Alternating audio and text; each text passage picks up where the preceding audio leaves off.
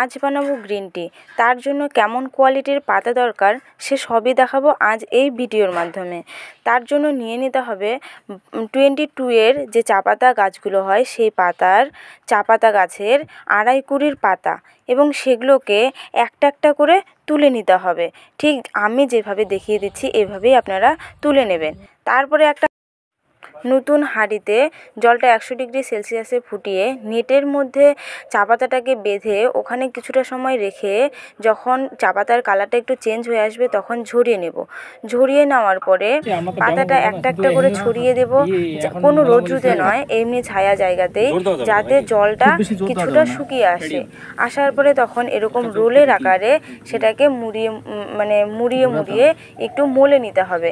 না অনেকটা বেশি জোর দিয়ে নয়, হালকা জোর দিয়ে। যখন ঠিক এরকম হয়ে আসবে তখন আমি গ্যাসের উনুনটা হালকা একটু লো ফ্লেমে এভাবে ড্রাই করে নেব।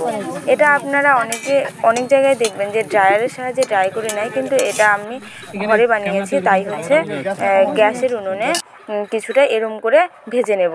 কালারটা ঠিক যখন এরকম চলে আসবে তখন এটাকে আমার নামিয়ে নিতে হবে। তারপরে কি এখানে গ্রিন টি বানানোর জন্য জলটা ফুটিয়ে নিয়ে এই গ্রিন টিটা দিয়ে সেই গ্রিন টিটা কিছুটা সময় ঢেকে রেখে দিলেই হয়ে যাবে গ্রিন টি। কিছুটা সময় এটা ঢেকে রেখে দিতে হবে 2 মিনিটের মতো। তারপরে হয়ে যাবে গ্রিন টি। এই দেখুন এখানে কালারটা কিন্তু গ্রিন টির চলে এসছে। এভাবে আপনারা বাড়িতে বাগান থাকলে গ্রিন টি বানিয়ে নিতে পারেন নিজেদের জন্য।